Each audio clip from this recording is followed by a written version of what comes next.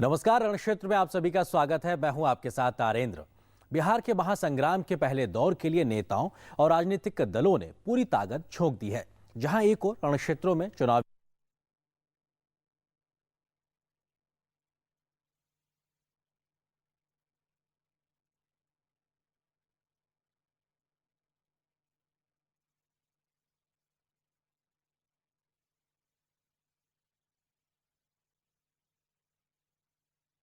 और जहां पर एक तरफ बड़े बड़े दिग्गजों को धूल चटा सकती है, तो दूसरी ओर उसके हक की बात करने वालों को कंधे पर भी बैठा सकती है। इसी कड़ी में आज हम आपको दिखाएंगे दो रण क्षेत्रों का जमीनी हाल। सराय रंजन रण क्षेत्र में लोगों से बात की हमारी संवाददाता ऋतु वर्मा ने, और रजौली में वोटरों के मन को टटोला हमारे संवाददाता कुमार आलोक ने। सराय रंजन में 2010 विधानसभा चुनाव में जदयू के विजय कुमार चौधरी ने जीत हासिल की थी। उन्हें 53,946 वोट मिले थे। विजय कुमार चौधरी ने राजद के रामाश्रय साहनी को पटकनी दी थी, जिन्हें 36,389 वोट मिले थे। इन दोनों के बीच वोटों का अंतर 17,557 रहा था। 2010 विधानसभा चुनाव में रजौली में भाजपा के कन्हैया कुमार विजयी रहे थे और उन्हें 51,020 वोट मिले थे। कन्हैया कुमार ने राजद के प्रकाश वीर को हराया था। प्रकाश वीर को 36,930 वोट हासिल हुए थे। इन दोनों के बीच 14,090 वोटों का जीत हार का अंतर रहा था। लेकिन पहले बात करते हैं सराय रंजन की, जहां का जायजा लिया हमारी संवाददाता ऋतु वर्मा ने।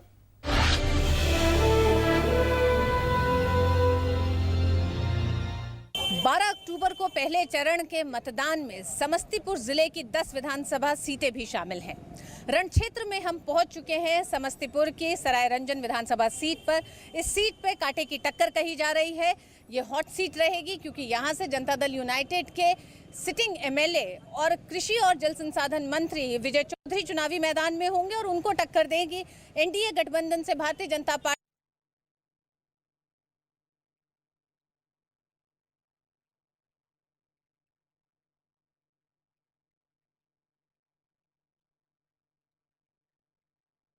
इस तरह से देखने सालों में क्या जन आप बताइए। हम लोग के साथ वादा किए थे कि हम नाला बना देंगे 2 महीने के अंदर में। वह मीटिंग किए थे व्यवसाय के साथ। वह नाला आज 2 महीने के 6 महीने के अंदर भी अभी तक नहीं बन पाया है। जो अभी बाजार में जब पानी होता है तो पूरा बाजार में पानी से भर के जाता है। पूरा लोग एकदम अथी करते रहते हैं कि भाई कैसे जाके अब नाव चलावे, क्या करे। हमारा जो है पंचायत में एक रोड है जो आज तक माने आज़ादी का हो गया, लेकिन अभी तक बना नहीं। हम लोग का मुद्दा वही है। ये कृषि आधारित क्षेत्र है।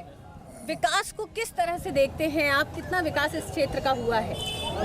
विकास कुछ नहीं हुआ है। यहाँ पर प्रतिनिधि लोग अपना विकास किए हैं। हकीकत बात है, यहाँ जो भी हुआ है, बाजार का सबसे बड़ा समस्या है जब यहाँ पे बारिश होती है उस समय में यहाँ पानी से जलमग्न हो जाता है। एक तो दुकानदार को बहुत ज़्यादा नुकसान है, ट्रांजैक्शन का कमी होता है, कस्टमर यहाँ नहीं आ पाते हैं। पानी साधन निकास के लिए कोई व्यवस्था यहाँ पर नहीं है। पानी निकास की तो छोड़िए, जनरल 30 दिन में पानी पीने का भी व्यवस्था यहाँ नहीं है। पूरे बाजार घूम लीजिए, बाय रोड में आपको न एक भी गवर्नमेंट का चापाकल मिलेगा, और अगर वो मिलेगा तो उसका पानी दूषित है, पानी सही नहीं निकलता है, जिसके कारण अभी सरायरंजन बाजार का जितना भी दुकानदार हैं वो सभी पानी खरीद के पीते हैं। एक दिन में 20 से 25 रुपया पर दुकानदार को खर्चा है सिर्फ पानी पीने में। यहाँ सरायरंजन की सबसे बड़ी समस्या है कि इसको अनुमंडल अभी तक हो जाना चाहिए। हमारे यहाँ के जो मंत्री रहे हैं इसमें रुचि नहीं दिखाए हैं। अनुमंडल और जो है रजिस्ट्री ऑफिस यहाँ होना बहुत ज़रूरी है। जहाँ तक बोल रहे थे कि पानी की समस्या तो जल मीनार मंत्री जी ने बनवाया है और पानी घर घर हो गया।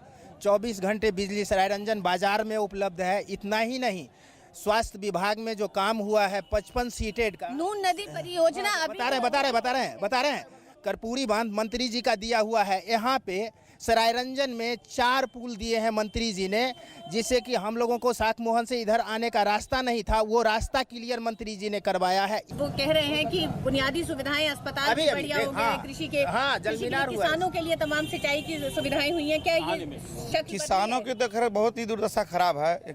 सरकार में किसान की कोई सुविधा नहीं मिली है।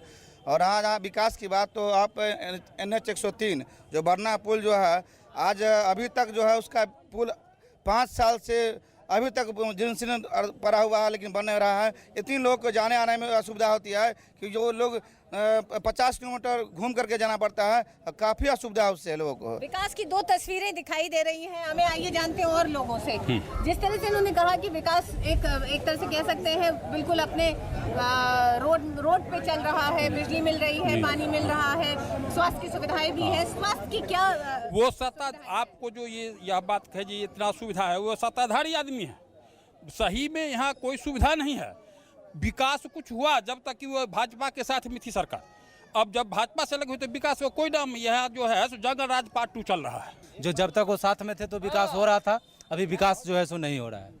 आपको ऐसा लग रहा है कि अब विकास नहीं हो रहा है? नहीं हो रहा है। अच्छा, किस तरह की दिक्कतें? विकास यहाँ नहीं हुई है, दोनों की गठबंधन टूट गई, विकास नहीं हुई है। गठबंधन के टूटने का किस तरह का असर पड़ा आपके क्षेत्र के? गठबंधन टूटने के बाद जो है हत्याएं बढ़ गई है, अपहरण की संख्याएं बढ़ गई है। कोई जो है सुरक्षित अपने को महसूस नहीं कर रहा है। नया कोई विकास नहीं है। गठबंधन टूटने के बाद यहाँ कोई विकास नहीं। पहले जो हो चुका वहीं पर रह गया, रुक गया। ऊपर से अपहरण, मारपीट, व्यवस्था बात यहाँ की बहुत कमजोर होता जा रहा है। आइए किसानों के बारे में भी जानते हैं। क्या किसानों को सुविधाएं मिली हैं, खेतिहर मजदूर को? हाँ, मिली है। किस तरह की सुविधाएं? सुविधा है जैसे कि पानी का व्यवस्था जो था नहीं था वो चालू हो गया है, घर घर में पानी का पहुंच गया है। कुछ लोग कह रहे हैं कि घर घर में पानी पहुंचा, कुछ का कहना है कि पानी पहुंचा ही नहीं है। जानते हैं इनसे, आप बताएं क्या है स्थानीय मुद्दे, पानी की क्या स्थिति है, या किसानों की किस तरह से जो सब्सिडी देने की, डीजल सब्सिडी की बात हुई, ये किस तरह? और सब्सिडी अभी शायद नहीं बटा है, ब्लॉक में बटेगा। आगे प्रक्रिया चल रही है, इलेक्शन के कारण नहीं बट पाया है, लेकिन सब्सिडी बटेगी। और जो है सो फसल क्षति भी मिला है किसानों को, सभी किसानों को मिला है फिलहाल। आइए जानते, और आप बताइए क्या आप कह रहे थे, किसानों की क्यों दुर्दशा है? बहुत दुर्दशा है। पानी नहीं, पानी का साधन नहीं है, कोई भी साधन नहीं है। हम लोग को गरीब आदमी मर रहा है, किसान मर रहा है, यही है जो कोई सुविधा नहीं है। आइए जानते हैं इलाके में स्वास्थ्य की सुविधाएं किस तरह की हैं। लोग अस्पताल जाते हैं तो या पीएचसी में जाते होंगे तो किस तरह? स्वास्थ्य की सुविधा तो बहुत अभी बढ़ा है, हाल में बहुत बड़ा हॉस्पिटल बना है और विकास नहीं हुई है ऐसी बात नहीं है। आज से कुछ दिन पूर्व हम लोगों को मुसरी घाटी जब जाते थे तो 2-2 घंटा लगता था। अभी 1-2 साल में पूरे रोड चकाचक हो गया है। ऐसे इनके रीजन में बहुत ही विकास हुआ है, इसी बात की नहीं है। जल मीनार अभी सामने में उदाहरण है। आज 24 घंटा के अंदर में हमारे बाजार में ट्रांसफार्मर खराब था, वो लग गया है। सड़क की हालत जो दिखाई दे रही है और बाजार में जो लोग कह रहे हैं कि एक बार बारिश हो जाए तो लोग चल नहीं पाते हैं। ऐसा ठीक है, सड़क बनवाए हैं, बहुत अच्छा बनवाए हैं, लेकिन सड़क की स्थिति जर्जर हो है, जो मटेरियल चाहे सड़क में नहीं पड़ रहा है इसी कारण। और शिक्षा का स्तर तो दिन प्रतिदिन सबसे खत्म का माना जाए। शिक्षा का स्तर नीतीश जी गिरा दिए हैं, क्योंकि खिचड़ी खिला के मैट्रिक पास करवा देते हैं और 8वां को विद्यार्थी को ओआ नहीं लिखने आता है, ऐसा देखा गया है। और खिचड़ी के बहाने खाना खिलाते हैं, लेकिन शिक्षा का स्तर बहुत गिर गया। क्या ये भी कहा जा रहा है कि योजनाएं तो आती हैं लेकिन पूरी नहीं होती, इस तरह का भी क्या लगता है कि कहीं भ्रष्टाचार बढ़ा है? भ्रष्टाचार तो बढ़ा है। भ्रष्टाचार माने कोई भी योजना आती है तो जानते कि जानकारी नहीं हो पाता है। यहाँ क्या था कि हमारे बाजार का एक लड़का काफ़ी ही सुशील लड़का था, उनकी हत्या विगत 1 साल पहले कर दिया गया। वो विजय बाबू जब भी इधर आते हैं तो उस दुकान पर हमेशा उनका बैठना उठना होता है और उस लड़का को हमेशा विजय बाबू ये बोला करते थे कि ये मेरा बेटा है। आपका कहना है कि सुरक्षा व्यवस्था कमजोर हुई और आज तक उस अपराधी को नहीं पकड़ा गया। उनका बेटा विजय बाबू का बेटा यहाँ मारा गया। वो हमेशा बोलते थे लोगों को कि ये लक्की मेरा बेटा है, और आज तक उसका अपराधी जो कौन मारा आज तक पता नहीं चला। यहाँ सुरक्षा की पूरी भावना, कब किसको मार दे, किसका मर्डर हो जाए, जो कहना मुश्किल है इनके सरकार में। हमारे सरायरंजन में संकट जो है पानी का और बिजली का था, इस सब सुविधा जो है विजय बाबू दिए हैं।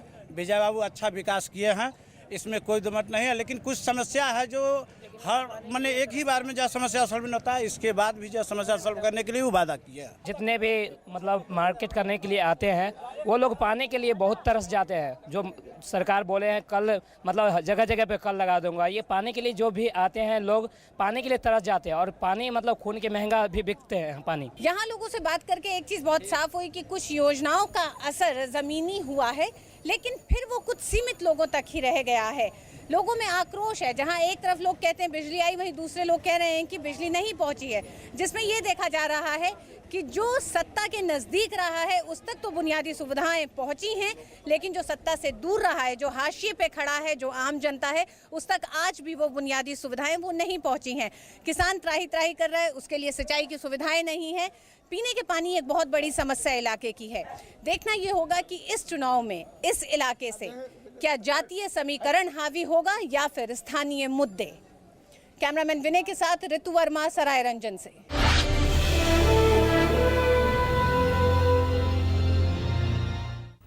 तो आपने देखा सराय रंजन का सूरत हाल, और अब आपको दिखाते हैं रजौली की तस्वीर, जहां पर लोगों से बात की हमारे संवाददाता कुमार आलोक ने।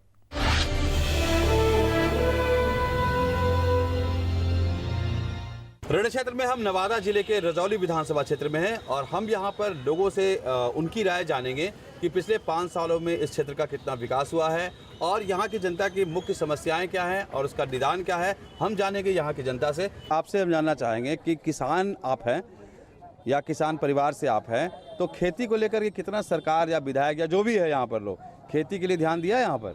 नहीं सर, ध्यान तो नहीं दिया है। नहीं। क्या किया है?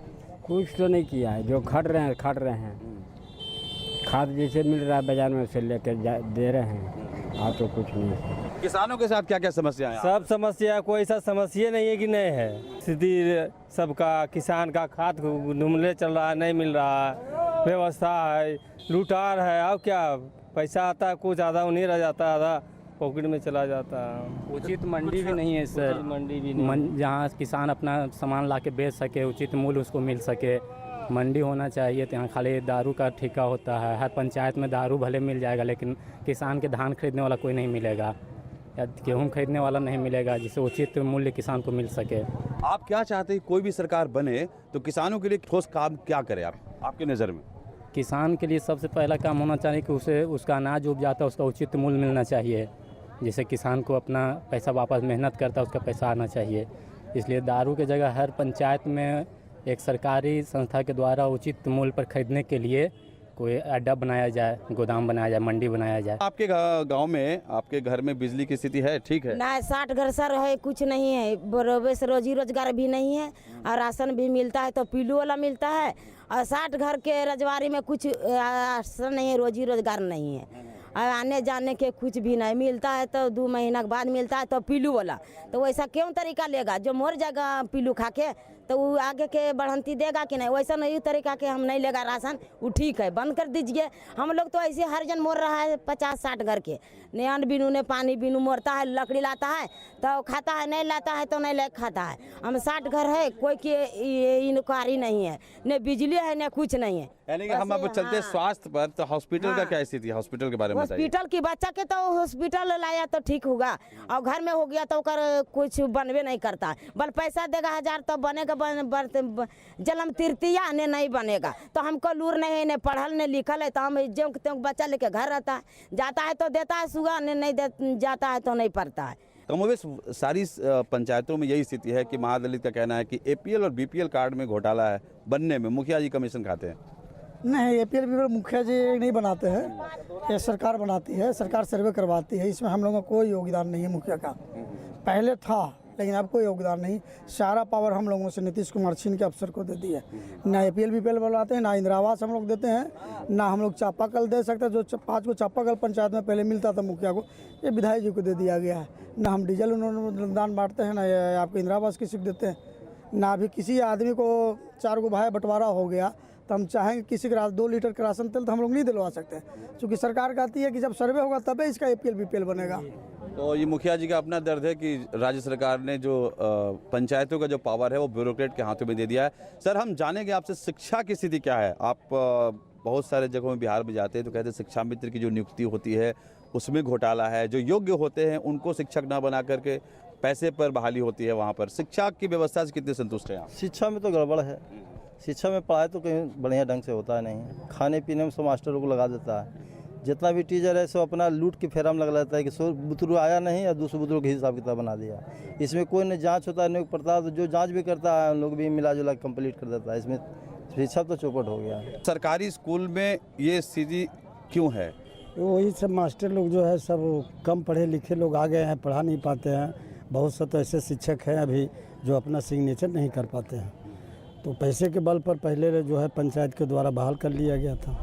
अधिकतर लोगों का मानना है कि एजुकेशन सिस्टम में ठहराव है और जो होना चाहिए वो नहीं है। ठहराव का एक कारण है अभी कि शिक्षकों को समय पर पैसा नहीं मिलता है। भुखमरी का स्थिति 9 महीना पर, 6 महीना पर, 8 महीना पर वेतन मिलता है।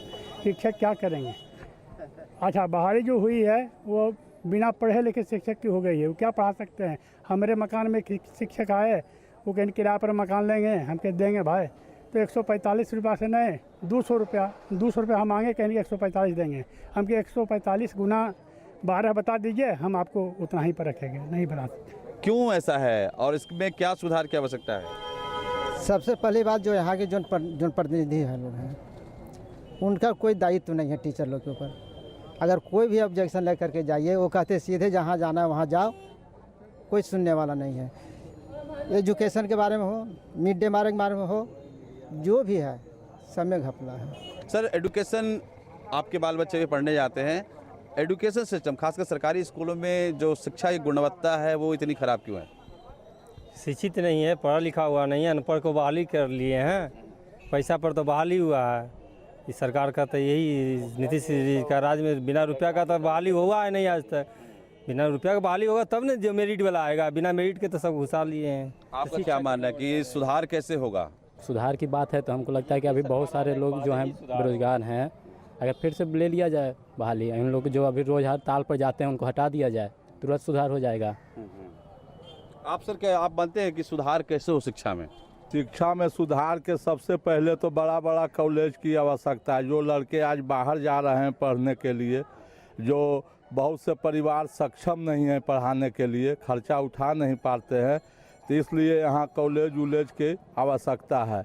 अब अस्पताल बन गया है तो डॉक्टर नहीं है, सरकार अस्पताल बना दिया लेकिन डॉक्टर नहीं है। स्कूल में मास्टर है, सब पैसे पर बहाली होके आए, उनको ट्रांसलेशन भी करने नहीं आता है। यह तो हुआ है शिक्षा में, शिक्षा का स्तर बहुत गिरा हुआ है। यहाँ बेरोजगारी कितनी बड़ी समस्या है इस राज्य में, आप बताइए। आप क्षेत्र में रजौली में आप महसूस करते हैं बेरोजगारी कितनी समस्या है? बहुत समस्या है सर, बेरोजगारी की बहुत समस्या है यहाँ की जितने भी पढ़े लिखे हैं, जो ज़्यादा एजुकेट है, उसको क्या कि नियुक्ति जो लिया गया है वो पूरा परसेंटेज के हिसाब लिया। जो भी परसेंटेज जिसका ज़्यादा है उसका नहीं लिएगा। जो भी हुआ है जो पैसे पर हुआ बहाली, और उसके वजह से बेरोजगारी ज़्यादा है। माता जी, आपके घर में भी लोग होंगे, बाल बच्चे होंगे, उनको रोजगार मिला है?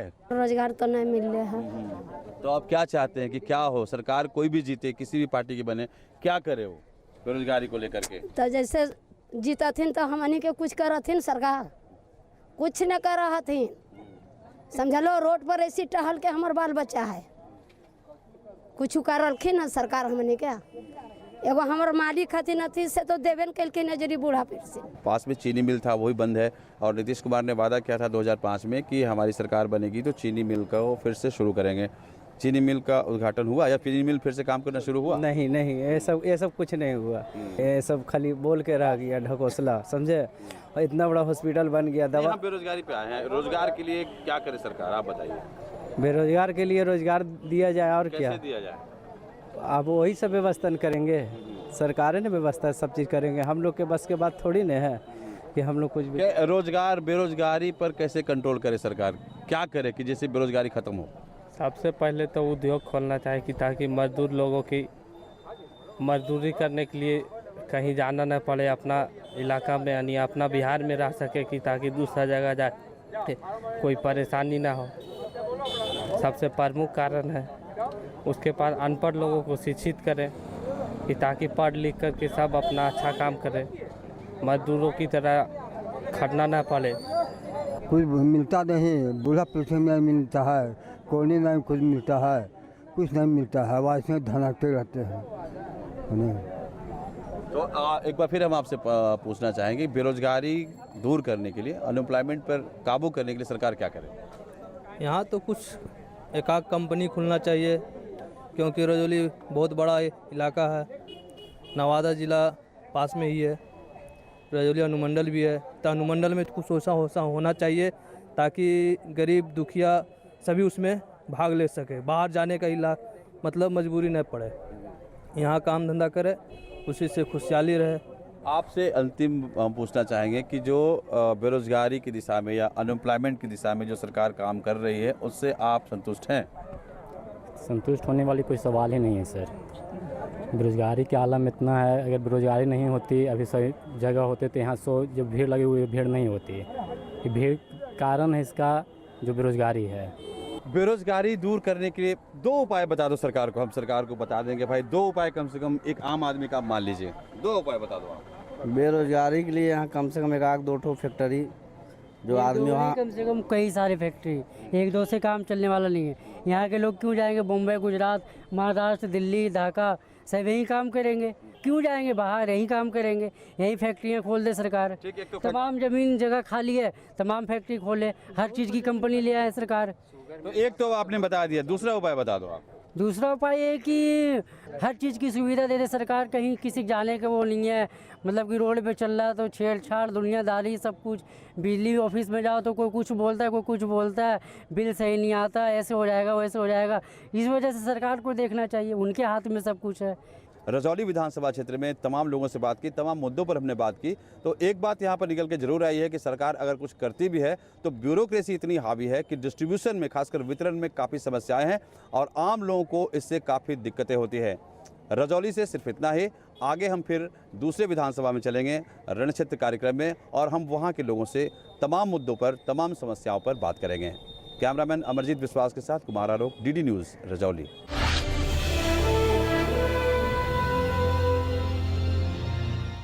तो रण क्षेत्र में आज आपने देखा सरायरंजन और रजौली का जमीनी हाल। हम हर सोमवार, बुधवार और शुक्रवार को आपको दिखाएंगे 2-2 रण क्षेत्रों का जमीनी हाल। इसी कार्यक्रम के माध्यम से आज के लिए पूरी टीम को दीजिए इजाजत। नमस्कार।